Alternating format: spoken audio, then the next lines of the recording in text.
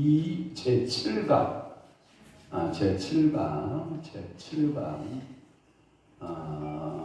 제7강에 대해서 말씀드리겠습니다. 제7강은 계속해서 성경에 대해서 말씀하도록 하겠습니다. 제7강 성경. 첫 번째 계시와 성경에 대해서 말씀을 나눴죠. 계시와 성경, 특별 계시, 일반 계시 이런 말씀이 드렸고 제가 설명을 드렸고 두 번째는 영감성에 대한 성경적 증거. 영감성에 대한 성경적 증거.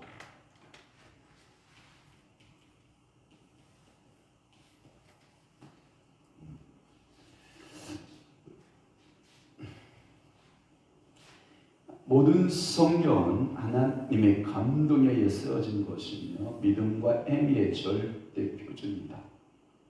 아멘. 그러니까 모든 성경, 여기서 모든 성경이라고 말할 때 우리는 구약만 말하지 않아요. 그러니까 66권 신구약 성경을 말해요.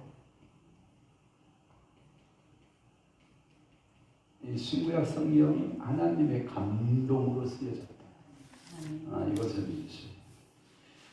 그래서 하나님의 영감, 이걸 뭐라고 하냐? 하나님의 영감으로 쓰여졌다. 그래서 여러분 직분자를 세울 때 정황모호한 하나님의 말씀이며 성경은 들어봤죠?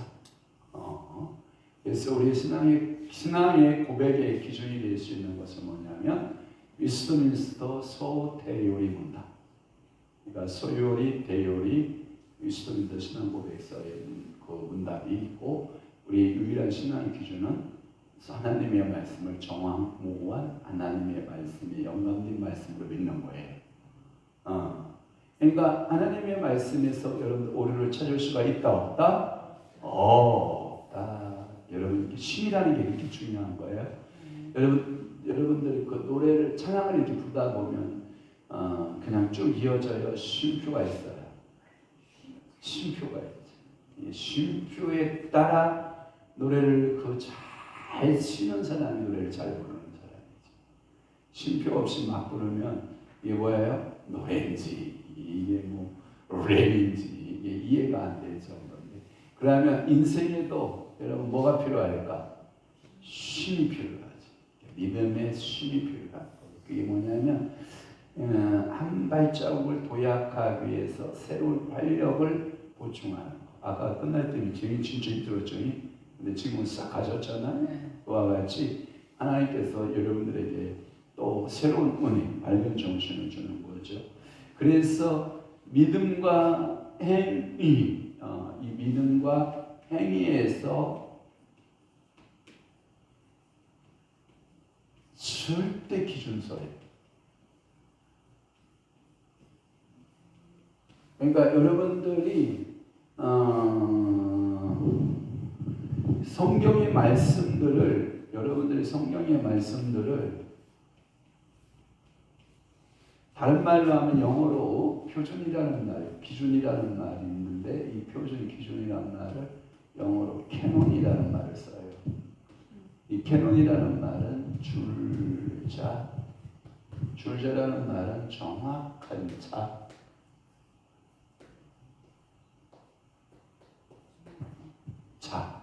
잣대, 줄자, 여러분 알아요?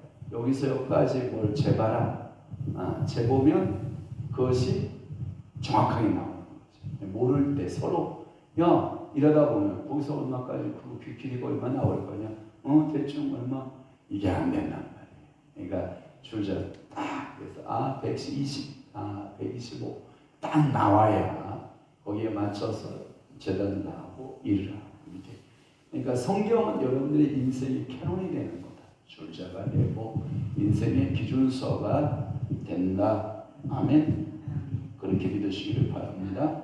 그래서 여러분들의 인생의 절대 기준서로 믿어야 된다라고 하는 거예요.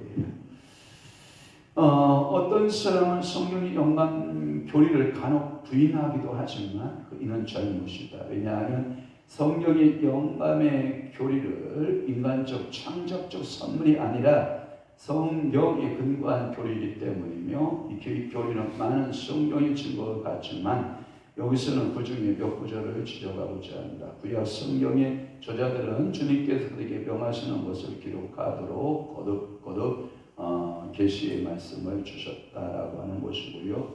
자, 성경에 영감되었다라고 하는 것은 출애굽기 17장 14절, 34장 27절, 민수기 33장 중에 그다음 33장 2절, 이사야 8장 1절, 30장 8절, 그 다음에 예레미야 25장 13절, 그 다음에 에스겔, 예레미야 30장 2절, 에스겔 24장 1절, 다니엘 12장 4절, 하박국 2장 2절. 다 찾아서 원래는 여러분들 기록을 해야 되는 거예요. 강의를 들으면 교수가 이게 몇 장 몇 절 이렇게 말하면 여러분들은 어떻게 하라? 받아서 기록하는 거예요. 성경 구절은. 그래서 공부 잘하는 사람은 만약 예를 들어서 출애굽기 10장 14절 하면 두 줄을 딱 떼고 두 줄을 떼고 여백을 참 남긴 다음에 거기다 말씀 성구를 딱 적어놓는 거야. 할렐루야. 여러분 공부 잘하는 학생이 되는 거죠. 그래서 이게요, 공부를 시작하면 정신이 없는 거야. 왜냐? 할 일이 너무 많은 거야.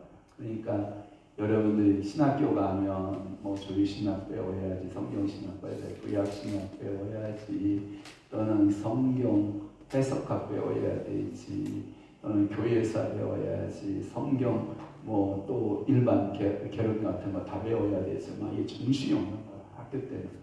그래서 이게 교수들이 제시를 하면 여러분들이 혼자 싸우자 그 말씀을 상고하고 다시 찾아 넣고 그렇게.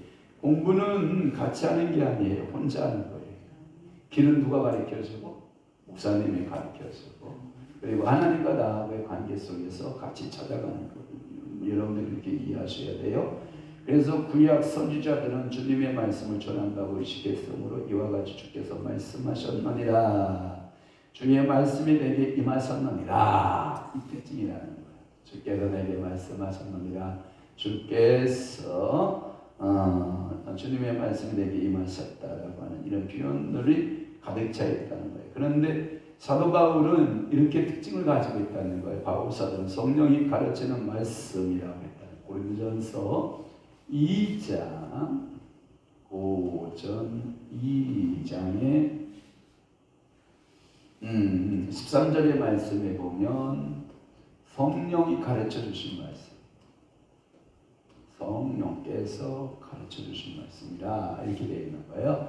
그러니까 계시의 그 성령의 증거가 성령님께 있었다라고 하는 것이죠. 그리고 고린도 후서 13장 3절, 고린도 후서 13장 3절에 보면 내 안에 계신 성령께서 이렇게 말씀하셨다라고 하는 거예요.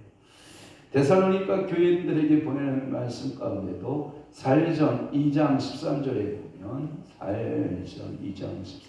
보면 이 말씀이 여호와의 말씀, 그래서 하나님의 말씀이다 이렇게 말을 했고, 히브리서 저자는 구약의 메시지를 인용할 때 하나님의 말씀 또는 성령의 말씀이라고 선포하고 있고, 성경의 영감성을 증명하는 가장 중요한 모든 성경은 하나님의 감동으로 된 것으로 교훈과 책망과 바르게 함과 의로 교육하기에 유익하니. 디모데후서 3장 16절. 디모 3장 16절. 제가 항상 얘기했죠. 3장 16절은 다 중요하다라고 하는 거예요. 자, 이렇게 해서 계시와 성경, 그 다음에 두 번째 영감성에 대한 성경적 증거, 그 다음에 세 번째 말씀을 좀 풀어볼게요. 영감의 성질이에요. 영감의 성질. 자, 영감의 성질에는, 영감설에는 그 영감설에 세 가지가 있어요. 하나는 아까 얘기했어요. 기계적 영감설. 제가 했죠? 여러분들이. 두 번째가 뭐냐면 동력적 영감설. 그 다음에 세 번째가 뭐냐면 유기적 영감설.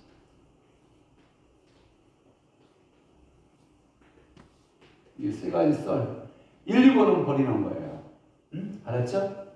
우리가 1, 2번 동력적 영감설 인용하지 않나요? 동력적 영감설은 아까 기계적 영감설에 대한 설명은 다 했잖아요. 그러니까 동력적 영감설은 뭐냐면 하나님께서 영감 과정에 있어 저자들을 감동시키셨지만 그들의 저서를 기록하는데 직접적인 관련이 없다고 하는 것. 그래서 저자들의 심적 영적 생활이 감동을 받아 지절정에 달함으로 사물을 보게 되고 분명히 관찰하고 그들의 바른 영적 가치에 대한 보다 심오한 판단하게 되었다는 것이다. 이러한 영감은 성경의 저서들이 기록될 시기에만 국한된 것이 아니라 이는 저자들의 연구한 특성으로 그들의 저서에 간접적으로 영향을 미친 것이다. 이 저자들의 주신 영감은 일반 모든 신자들에게 주는 영적 조명과 정도의 차이만 있을 뿐이다. 이 학설은 영감에 대한 성경적 견해가 되지 못한다. 그러니까 기계적 영감설, 동력적 영감설은 우리가 취하지 않고 세 번째 어떤 영감설을 취한다? 유기적 영감설을 취한다. 그러면 유기적 영감설에 대한 설명은 뭐냐? 영감에 대한 성경의 견해는 성령께서 저자들에게 유기적인 방법으로 감동도 시키고 내적 인간성, 저자들의 성격, 기질, 은사, 재능, 교육과 교양, 용어와 문체 그대로 사용하여 조화를 이루게 하셨다는 것이고, 성령께서는 저자들의 마음을 조명하고 기억을 새롭게 하여 기록도록 하고 고치시켰고, 기록함에 있어 주의 영향을 받지 않도록 주장하셨으며 그의 사상을 표현함에 있어 심지어 용어 선택까지도 지도하셨다라고 하는 거예요. 성령께서 한순간이라 저자의 능력을 자유롭게 내버려두지 않으셨고 그들의 자신의 연구 조사의 결과를 쓸 수 있었고 그들 자신의 경험도 기록할 수 있었으며 자신의 문체나 용어의 특징적인 것은 나타낼 수 있었던 것이다. 그러니까 성령께서 감동을 주시되 그 저자의 모든 것을 다 동원해서 쓴 거예요. 예를 든다면 이런 거예요. 자, 사도 바울이 서신서를 쓴 것이 총 몇 권? 13권. 좋아. 그러면 사도 바울이 13권을 썼을 때 사도 요한은 몇 권을 썼을까? 사도 요한. 자, 요한 복음서. 생각나요? 그 다음에 요한 1, 요한 2, 요한 3, 그 다음에 요한 계시록. 묵시록이라고 하는 요한 계시록 몇 권을 쓴 거예요? 5권을 썼군요. 자, 그러면 예수님의 수제자 베드로, 예수님의 수제자 베드로. 그러면 몇 권을 썼을 것 같아? 베드로 전서, 베드로 후서 2권을 썼겠죠. 예수의 형제였던 최초의 초대교회 순교자인 유다, 예수의 형제의 모습으로 보였던 유다. 처음에는 예수를 향해서 미쳤다라고 돌을 던질 만큼 예수를 찾아다녔던 그 유다. 그 유다가 나중에 예수의 제자가 되고 성령 충만을 받게 되고 기록을 하게 되죠. 기록한 성경이 몇 권 했을까? 유다서 한 권 있겠죠. 그러면 봐봐요. 요한보다 지식적으로 학적으로 바울이 많았을까? 요한이 많았을까? 바울이 많았어. 당연하죠. 최고의 학부 가말리아 문화에서 공부를 했고 유다보다 많은데도 요한이 많았을 것 같고 베드로보다도 요한은 많았을 것 같고 그렇죠? 그것을 다 이용하여서 아마 성경을 기록하게 했다라고 하는 것, 학설을 주장하는 것이 유기적 연관설. 알았죠? 그러면 봐봐요. 저보다 많은 학을 공부한 목사님이 있겠죠. 신학적 지식이 저보다 아무래도 많겠죠. 그런 거예요. 그러니까 이런 모든 그때 당시 저자가 가지고 있는 하나님에 대한 또는 교회에 대한 아니면 어떠한 종말에 대한 어떠한 것들을 바라봄에 있어서 그대로 성령님은 다 이용하여 당신의 뜻을 전달하시는 하나님이시다. 그러니까 여러분들이 나는 못 배웠어 이렇게 생각하면 안 돼. 성령님 앞에 나를 사용하도록 드리면 성령님 쓰신다 안 쓰신다? 쓰신다. 또는 유다처럼 또는 베드로처럼 또는 요한처럼 또는 사도 바울처럼 많은 것을 가지고 있는 사람들에게는 많은 것을 쓸 것이고 적은 것을 갖게 된 사람들에게는 적은 것을 사용하게 될 것이다. 이것이 바로 영감설의 성질, 영감설의 세 가지 견해. 첫째, 기계적 영감설, 노. 동력적 영감설, 노. 우리는 어떤 영감설? 유기적 영감설. 여러분들이 그렇게 잡으시기를 바랍니다. 자, 네 번째. 자, 계시와 성경. 두 번째, 영감성에 대한 성경적 증거. 세 번째, 영감의 성질. 그 다음에 네 번째는 뭐냐? 영감의 범위를 그럼 어디까지 잡아야겠냐? 하나님께서 여러분들의 그 영감을 주실 때 어디까지를 영감의 범위로 이해해야 되느냐라고 하는 거예요. 성경의 영감의 범위에 대한 문제에도 여러 가지 학설이 있어요. 자, 이 첫째가 부분 영감이에요. 부분 영감. 일부분 하나님의 말씀만 전달할 때 영감이 됐다. 어떤 사람이 이런 얘기를 해요. 하나님의 말씀을 성경 66권에서 하나님의 말씀을 딱 나누었더니 구약에서는 모세 오경 중에서 딱 10계명 하고 일부 조금 그 다음에 신약에서 예수님의 말씀 직접 말씀하신 빨간 글씨 있죠. 그거 일부 없더라는 거야.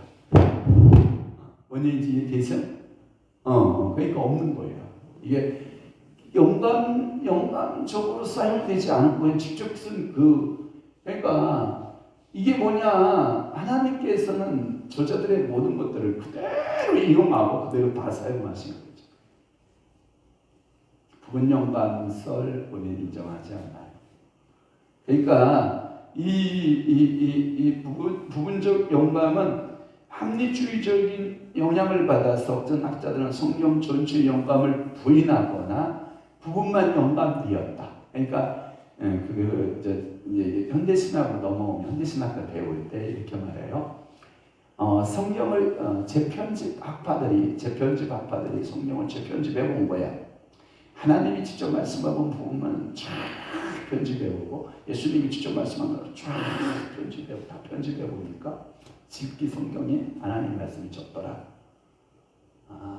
이러한 그걸 보고 뭐 자유주의 신학이라고 그래요. 자유주의 신학. 그래서 그러한 그러니까 이런 거예요.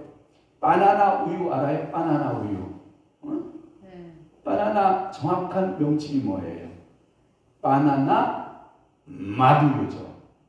그 바나나 우유에 바나나가 0.00001% 들어갔을까 안 들어갔을까? 안 들어갔어. 맛만 바나나 맛을 낸 거예요. 다 속었어요 이제까지. 안 먹죠. 그러니까 바나나 맛을 낸 우유지 바나나가 들어있는 우유는 아니다. 속았죠? 이제까지 그러니까 바나나 우유라고 생각하고 먹은 거예요, 여러분들. 그러니까 바나나 그렇다 이 말이야.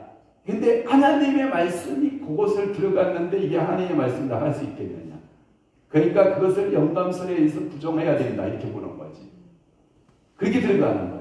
그 해석을 그렇게 해서 하나님의 말씀이 성경은 아니다 이렇게 나가는 거지.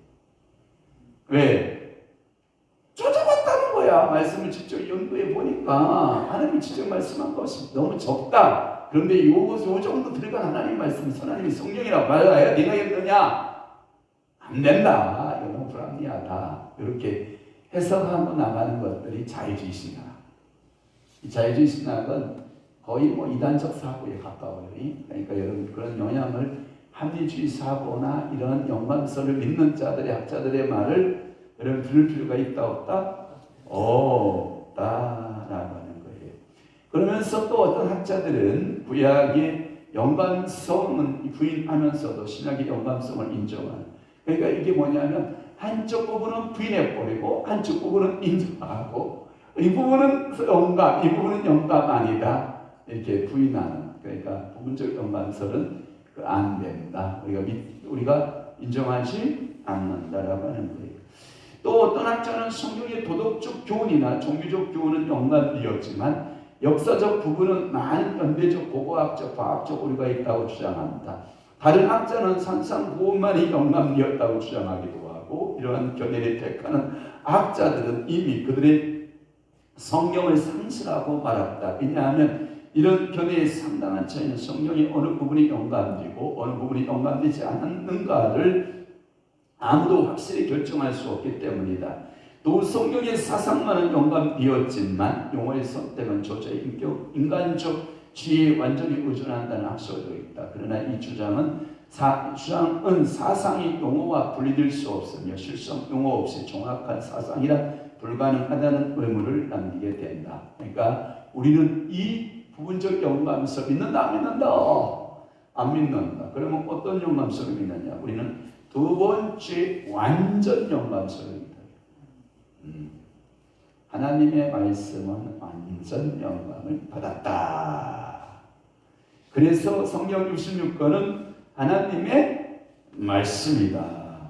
예수님은 사도들은 어떤 난제를 해결하기 위하여 성경 또는 성경들을 이라 하면서 구약 성경을 자주 이용했다. 그러니까 이렇게 여러분들 보면 예수님의 모든 말씀이 구약에 다 있어요. 거의 다 있어요. 거의. 그 다음에 사도 바울이 이렇게 성경을 인용할 때 그 예언적인 부분들이 성경에 다 있다 없다? 있다가 다 있어요. 웬만한 거 다 있어요. 다 들어있어요. 그러한 하나님의 구약의 메시지, 신약의 메시지가 이게 다 한 맥으로 관통하고 있다는 게 특징이에요. 그게 뭐냐? 무려 성경이 기록의 완성이 되기까지 무려 한 1600년 정도가 걸려요. 1600년 정도가 걸리는데 저자가 한 43명 내지 42명의 저자를 갖고 있고 하나의 사상이 관통하고 있는 것은 분명히 온 저자는 누구지만 하나님이시지만 사람을 통해서 완전 영감을 주고 유기적 영감설에 의해서 성경이 창세기부터 요한계시록까지 기록하게 한 것은 하나님의 작업이다. 어떻게 1600년 이상이나 되는 시간 안에 한 40여 명의 이상의 저자들을 가지고 하나의 맥으로 성경을 일반적인 맥으로 끌고 갈 수 있게 기록할 수 있느냐? 그것은 불가능하다. 그런데 성경만은 그런 맥을 갖고 있다면 그건 분명히 하나님의 완전 영감과 유적 영감을 통해서 원저자는 사람이다, 성령이다, 성령이다. 할렐루야. 이게 여러분들의 보수적 견해를 갖고 있는 바른 신학을 갖고 있는 성도들의 모습이에요. 그래서 여러분들은 성경 66권에 대해서 의심을 가지면 돼야 돼요. 근데 사탄은 여러분들이 자꾸 뭐라 그래요? 그 말씀이 어떻게 여러분들 손에 들려왔는데 네가 알아? 네가 알아? 하고 계속 성경에 대해 의심하게 하고 성경의 말씀에 대해서 영감되어진 그 말씀에 대해서 부정적인 시각을 갖도록 자꾸 여러분들이 뭐예요? 부추겨버리는 거예요. 그러니까 여러분들이 그 부추김에 속으면 누구만 손해야? 나만 손해야. 그러니까 여러분들이 하나님의 완전 영감되어진 말씀, 그래서 히브리서는 하나님의 말씀이고 성령의 말씀이, 그래서 구약의 구절을 계속 인용하고, 베드로는 바울의 서간을 구약의 문서들과 동일한 위치에 두었고, 바울은 모든 성경은 하나님의 감동으로 된 것이라고 말하고 있고, 우리는 보다 깊은 단계에 들어가 성경의 영감이 사용된 낱말에까지 확장된다고 말할 수 있다. 이것을 가리켜서 우리는 중요한 용어예요. 이거 기억하셔야 돼요. 이게 여러분 시험에 많이 나오는 문제인데,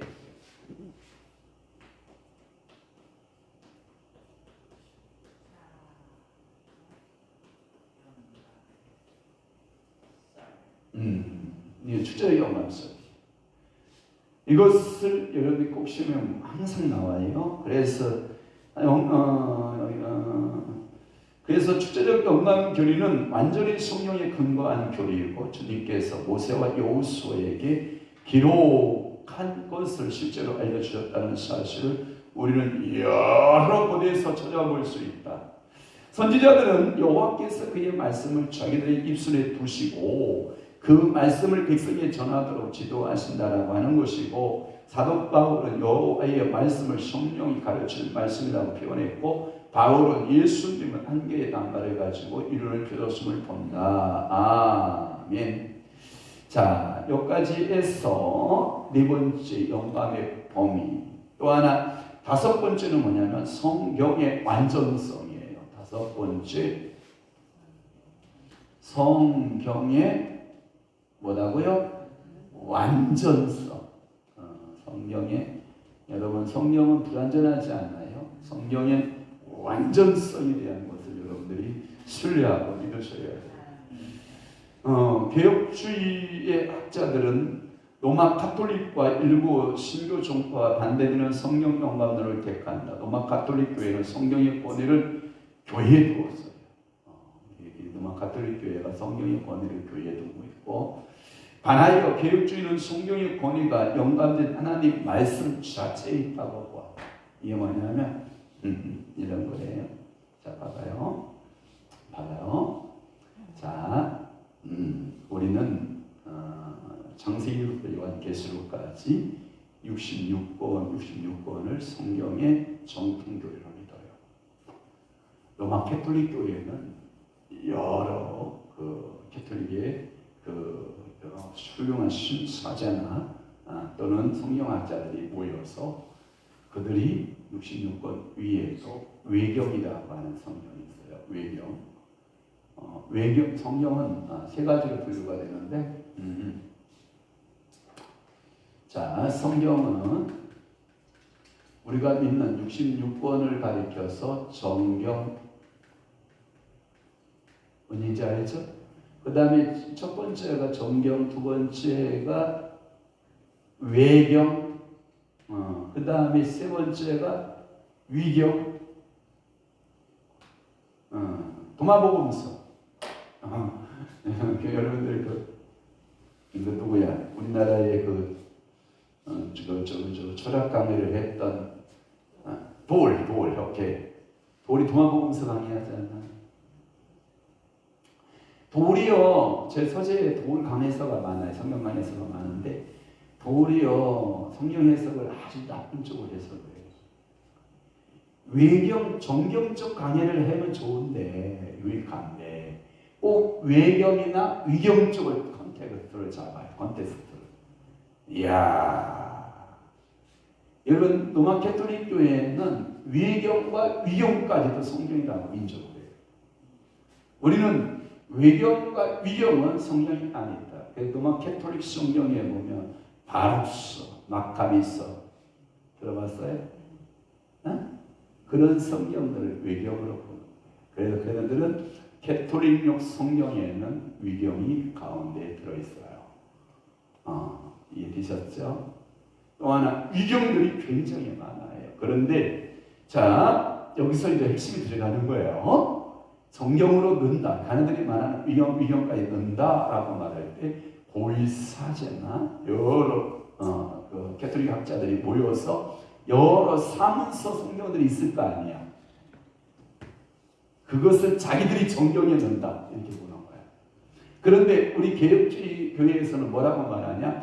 66권 성경의 말씀이 성경 자체의 권위가 있기 때문에 더 이상 성경이 필요하다, 필요치 않다, 필요치 않다. 이것이 우리의 주장입니다. 그래서 우리는 66권의 성경의 권위에 복종하고 66권의 성경의 말씀에 더 이상 위경이나 외경이나 위경을 인정하지 않는다가 답이야. 그러니까 여러분들이 그러니까 제가 그 서재에 보면 제2의 성경, 제3의 성경들이 이렇게 쭉 있어요. 제가 다 읽어봤거든요. 안 읽어보고 제가 이런 얘기하면 나쁜 사람이죠. 다 읽어봤거든요. 거의 뭐 정경 수련회 성경과 방불할 정도로 그 메시지가 강력해 임팩트가 있어요. 없다는 게 아니에요. 그런데 그것은 교회 사적으로 우리가 인정하지 않고 있는 그 부분을 굳이 내가 성경 66권 위에 다른 외경이나 위경을 인정할 필요는 없다. 그러니까 성경의 66권의 성경 그 정경 그 가치를 인정하라. 그 권위를 교회 사제들에 의해서 넣었다, 뺐다, 넣었다, 뺐다 할 수 있는 권한이 있다, 없다? 없다. 그렇게 여러분들이 이해하시고 66권 성경 안에 구원의 도리를 구원을 얻기에 부족하다, 충분하다. 하나님을 알아가는데 66권 성경이 여러분들이 하나님과 예수 그리스도와 성령을 알아가고 교회를 세워가는데 성도를 세워가는데 부족하다, 충분하다. 그러면 여러분들은 다른 외경이나 위경에 눈을 돌릴 필요는 없다. 이렇게 여러분들이 이해하시는 것이 좋으리라고 저는 생각이 됩니다. 권위의 문제도 교회에 둘 것이냐 말씀에 둘 것이냐. 교회에다 둔다라고 하는 것은 다분히 권위주의적이에요. 사제에게 두었다 이 뜻이에요. 교회의 사제에게. 또 하나 성경에 두었다라고 하는 것은 정확한 문서에 두었다. 성경 66권에 두었다. 이런 견해를 가지고 있는 거예요. 그래서 그렇습니다. 그래서 개혁주의자들은 교회가 성경의 절대적 필요성을 인정치 않는다는 로마 캐톨릭의 주장에 반대하여 하나님의 백성의 마음속에 역사하는 성령의 내적 조명이나 성령의 말씀을 성경보다 높이는 개혁과 일부 중파들의 견해에도 반대하며 은혜의 신적 방편으로서의 성경의 필요성을 주장한다. 그 말은 뭐냐면 이것도 설명해 봅시다. 자, 지금부터 우리 기도합시다. 예를 들어 따따따따뚜뚜뚜 빠빠빠빠 삐삐삐빠빠빠빠빠빠 삐삐삐 기도했어. 그랬더니 뭔가가 왔어. 왔는데 성경하고 안 맞아. 근데 일부 은사주의자들은 성경을 아래 놓고 자기가 받은 것을 우주 둔다는 거야.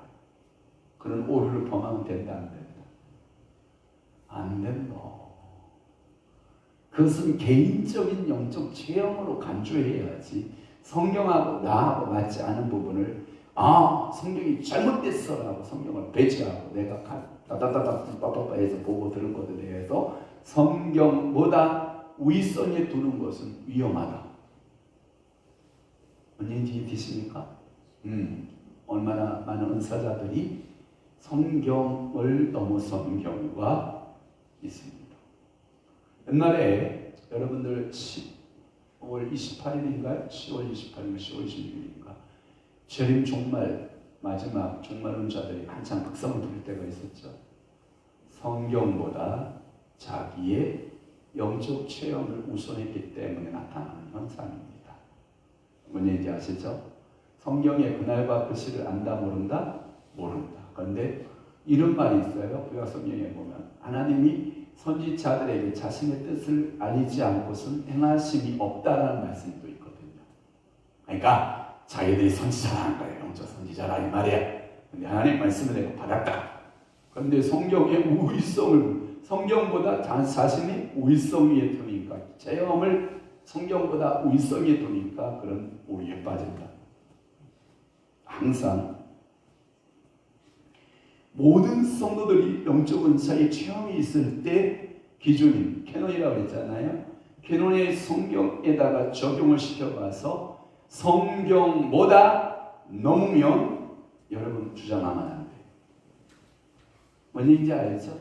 특히 은사자들 박수 한번 쳐줄까요? 이야, 끝날 때쯤에 딱 도착하는 거. 이야, 알고 오는데. 그래도 왔다는 게 중요하다. 그래서 마무리를 지을 수 있다라고 하는 것이 축복입니다. 그러니까 여러분들이 이런 거예요. 개인적 그 경험이 성경보다 앞서도 안 되고 개인적 체험이 성경의 위에 권위를 두어서도 안 된다. 그렇다고 하면 잘못된 교회들이 태어나요. 성경이 교회를 만들어가고 성경이 성도의 신앙을 만들어감을 여러분 믿으셔야 돼요. 성경 위에 내 감정적인 죄료로 건축하잖아. 무너져. 내 체험적으로 여러분들이 교회를 건축해 가잖아. 그거 무너져. 비가 오고 바람이 불면 창수가 나면 싹 쓸어가. 근데 내 성경의 말씀은 반성이잖아요. 말씀 위에 세워진 교회는 무너진다, 안 무너진다? 안 무너져요. 세상에 어떤 핍박이라고 하는 물결이 몰려와도 교회가 무너진다, 안 무너진다? 안 무너져. 여러 거센 신학적 조류들이 교회를 향하여 계속 도전장을 내오잖아요. 도전장이 오고 은사주의. 각기 우리 교회도 이제 영성운동을 하니까 은사적인 다양한 각자의 목사님들이 받은 다양한 은사들을 다 우리는 인정하는 교회잖아요. 그런데 제가 그 메시지를 들을 때 성경과 제가 적용해볼까요? 안 해볼까요? 해봐요. 성경보다 빗나가면 세워야 돼요? 잘라야 돼요? 잘라야 돼요. 그러니까 성경 안에 있어야 자유함이에요. 그게 뭐냐? 여러분들 한번 볼게요. 물고기는 자유예요. 새처럼 날아갈 수 있어요. 물고기는 자유로워서 강아지처럼 나와서 퍼덕퍼덕 뛰어다닐 수 있어요? 그 물고기가 살아요? 못 살아요? 죽죠. 지 맘이야. 하늘을 날든 땅에 와서 겨다니든 그러나 한 가지 중요한 것은 물고기의 최고의 행복은 어디에 있다는 거야? 물속에 있는 행복이야. 자, 우리가 개인적으로 은사 받을 수 있어요? 없어요? 있어요. 체험할 수 있어요? 없어요? 있어요. 그러나 어디 안에 있어야 돼요? 성경 안에 있어요. 그래서 성도는 어디 안에서 자유하라? 성경 안에서 자유하라. 이 성경에서 벗어난 이 얘가 가지고 나는 자유해 그러면 물고기가 하늘을 난다 그러면 여러분 삼척공자가 보고 놀고 있네. 또 하나 물고기가 걸어다닌다 그러면 이 삼척공자가 보고 이거 놀고 있네. 물고기는 어디서 자유해요? 물속에서 자유해. 그러면 성도는 자유주의 신앙 안에서 자유할 수 있다 없다? 없다. 여러분들이 이 땅에 여러 개인 감정주의나 체험주의에서 자유로울 수 있다 없다? 없다. 그것은 당신이 심리적 체험한 것은 잘하는 것이다마는 성경에 어떠한 게 이야기하고 있는가를 뭐 해봐라? 접목시켜봐라. 적용시켜 보고 성경에서 빗나가면 그 체험이나 그 내가 갖고 있는 그 영적인 그 비밀들에 대하여 어떻게 하는 게 좋아요? 버리는 게 좋아요. 침묵하든지 버리든지. 알았죠? 그러니까 우리 교회 여러분들이 어떤 은사자가 와서 성경 아닌 이야기를 막 해버리겠다. 여러분들 들으면 돼, 안 돼? 아멘 하면 돼, 안 돼? 안 돼. 제가 설교하는데 우리 목사님 설교가 이건 비성경적이야, 성경적이지 않아. 그럼 여러분들 아멘 하면 돼, 안 돼? 안 돼. 아멘 하면 그 목사 같이 죽는 거예요. 그러니까 여러분들이 이러한 평신도라도 영적 분별력을, 성경적 분별력을 갖는 게 좋아, 안 갖는 게 좋아? 갖는 게 좋아요. 그래서 항상 우리 교회는 다양한 목회자들이 다양하게 쓰잖아. 얼마나 많은 목회자들이 우리 교회에 강단을 서요. 여러분 미안해요. 죄송한데 다른 교회는 아예 담임 목사 위에는 강단을 내주질 않아. 그냥 철통부안이야, 철통부안. 오직 한 사람이야, 오직 한 사람. 부목사가 아무리 많아도 강단 안 세워. 그냥 자기 파트에 대한 것만 해. 주일학교는 주일학교, 학생은 학생이, 청년이면 청년이. 에? 자기 파트의 고기 부분에만 세우지 누가 이중적인 강단을 딱 오픈하고 주는 교회가 어디 있어? 아무 교회도 없어. 정말 여러분 특이한 교회 오신 거야. 예. 정말 여러분들이 그래서 강단에 설 때에는 자기의 감정의 이야기나 자기 신학의 이야기를 하는 것보다 무슨 말씀을 전하라? 하나님의 정경의 말씀이 그 말씀을 그대로 풀어서 전달하고, 물론 간증이 있고 그 속에 체험이 있을 수 있다. 그러나 성경의 권위보다 위에 두면 된다, 안 된다? 안 된다. 항상 성경의 조명 아래 두어야 된다. 조명 아래 두는 것이 이게 2단, 3단, 100단으로 빠지지 않는 지름길이다. 그렇지 않으면 어느 귀신에 의해서 어떻게 끌려갈지 모른다 이 말이죠. 그러니까 여러분들은 항상 신적 권위를 성경에다 둬야 되고, 아멘. 여러분들의 체험에 두면 안 된다. 여러분들의 은사에 두면 안 된다. 지금 제가 잘 들어요. 오해 없이 들어야 돼. 제가 체험주의 무시하는 거 아니에요. 제가 은사주의 무시하지 않아요. 성령 이런 능력 이거 무시하는 거 아니에요. 절대적 권위를 어디다 두는 게 좋다? 성경에 두는 게 좋다. 당신이 체험자냐? 성경에 적용해봐라. 당신이 은사자냐? 성경에 체험해봐라. 당신이 능력받았느냐? 성경에 성경에 적용해봐라. 이 이야기를 통해서 항상 우리의 삶의 기준서를 어디다 두어라? 성경에다 두어라. 아멘. 그래서 성경의 정경성, 그래서 성경의 완전성을 인정해 줘야 됩니다. 그래서 여러분들이 가끔마다 우선순위에 있어서 이런 신앙을 갖는 게 좋죠. 말씀 우선주의. 그리고 은사와 말씀이 함께 갈 수 있는 교회. 말씀과 은사, 성령의 역사하심이 윙윙, 트윈, 두 날개. 새가 한 날개로 날아요, 못 날아요? 미안해. 그건 잡아먹어야 돼요. 못 날아. 절대 못 날아. 한쪽 날개가 나를 수가 없어. 그러면 죽어요. 그건 분명히 잡혀먹어요. 마찬가지. 성도도 은사만 강조하고 체험만 강조하고 말씀이 지식이 없으면 이게 뭐냐면 약간 심리적 종교를 이렇게 전락해요. 이적은 있고 기적도 있고 능력도 있는데 말씀이 부족하면 신비 종교로 전락하기 쉬워요. 그래서 이단되기가 쉬운 거예요. 알았죠? 자, 그러면 로마 캐톨릭과 반대로 성경의 명백성을 옹호하고 또 그들은 성경의 인간의 이야기 너무 심오한 신비로운 진리들을 포함하고 있음을 부인하지 않으면서 구원에 필요한 지식은 성경 어디에서나 동일하게 분명하지는 않지만 단순한 방법으로 전달된 것이므로 구원을 열망하는 자라면 누구나 교회나 성직자의 해석에 의존치 않고 스스로 이 구원의 지식을 얻을 수 있다고 주장한다. 끝으로 개혁주의자들은 또한 성경의 충족성을 옹호했으므로 로마 카톨릭의 유전의 필요성과 제침례파의 내적 조명의 필요성을 부인했다. 이 말은 뭐냐면 로마 캐톨릭 교회와 제침례파 나왔어요. 이 제침례파는 뭐냐면 제침례파 이거예요. 봐요. 어떤 성도가 또한 캐톨릭 교회에 가서 성당 가서 세례를 받았어요. 세례명까지 받았어요. 우리 교회에 왔어요. 그러면 새롭게 교회에서 세례를 줄까요, 안 줄까요? 거기는 줘요. 그게 제세례파예요. 이단이에요. 정확하게 중심적으로. 자, 예를 들어서 우리 교회에서 손집사죠. 네. 손집사가 집사까지 받았다. 그 교회 갔어요. 중동이 그 교회 갔어요. 예스교회 갔어요. 다시 세례 문답하고 세례를 다시 받아요. 제7내파예요. 제세례파.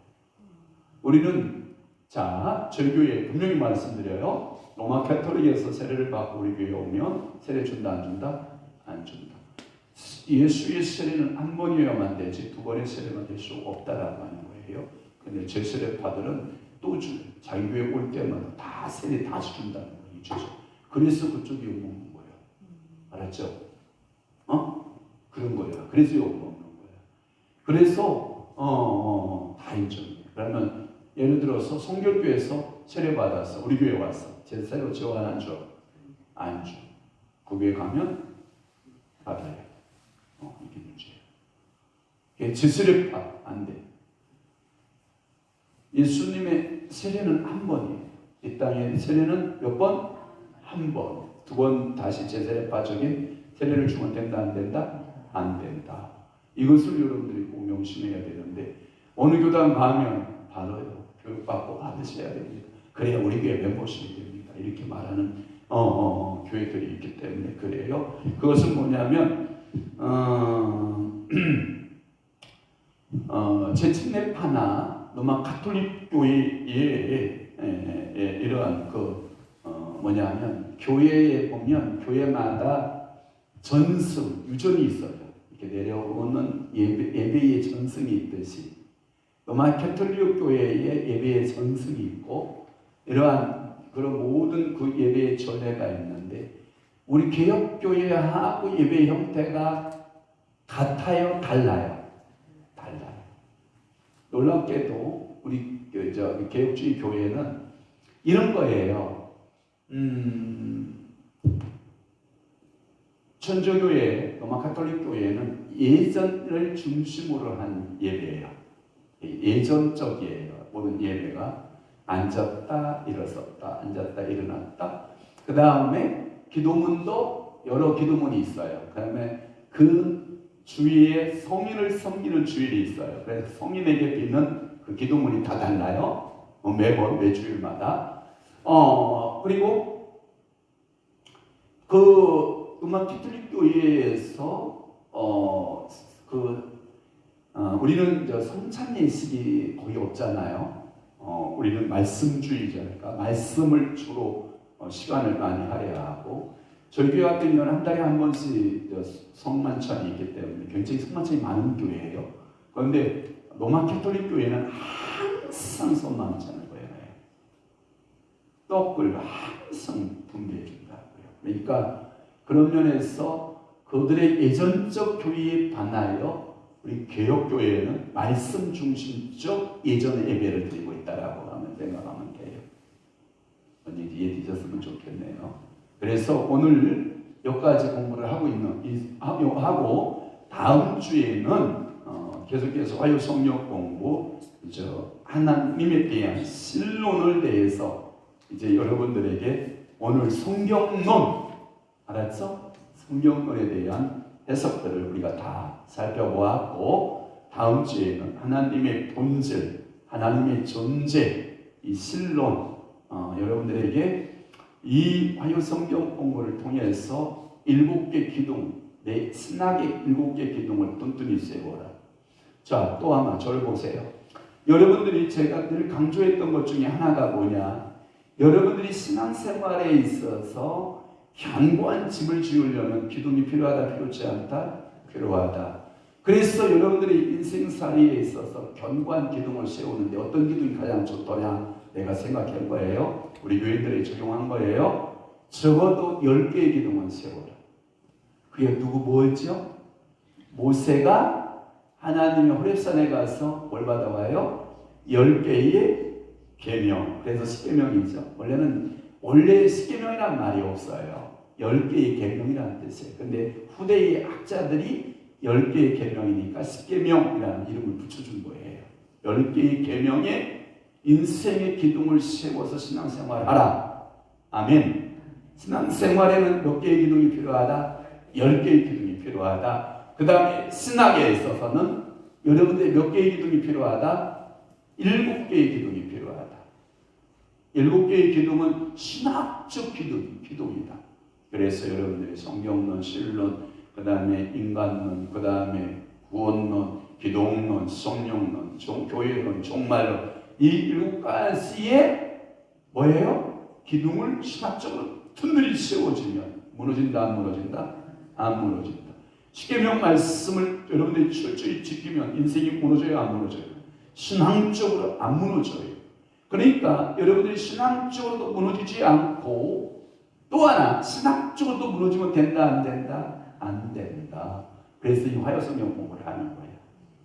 그러니까 여러분들이 이 화요성경 공부를 통해서 기둥이 철저하게 7개의 기둥으로 딱 서 있으면 어떤 지진이 나거나 어떤 위험이 이렇게 있을 때 흔들린다, 안 흔들린다? 집이 절대로 안 흔들린다. 그래서 견고한 신앙이 딱 신학적으로 서 있고 신앙적으로는 10개의 기둥으로 딱 서 있으면 여러분들의 신학과 신앙이 뭘 이룰 수 있는 균형과 조화를 이룰 수 있는 이러한 신앙적인 모습을 여러분들이 유지하고 다음 주에 만날 수 있고 오늘 저녁 또 사순절 특별기도회잖아요. 여러분 쉬셨다가 저녁 시간에 또 만날 수 있는 귀한 축복이 있기를 주님으로 축원합니다.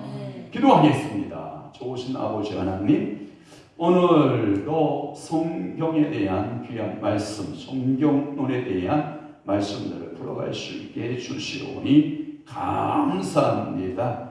계시와 성경론을 풀어서오니 진리의 성령님께서 저들의 심령에 잘 아낀 못과 같이 저들의 신앙의 기둥을 잘 세워가는 아름다운 성도들, 믿음의 성도들이 다 되도록 우리 아버지께서 복 주시고 오늘도 밴드와 유튜브로 오랜 장시간 동안 함께한 모든 이들에게 한량없는 성령 기름 부으심이 넘쳐나게 하여 주옵소서. 우리 주님 영광 홀로 받으심을 믿사옵고 예수 그리스도의 이름으로 축복하며 기도하옵나이다. 아멘. 주님께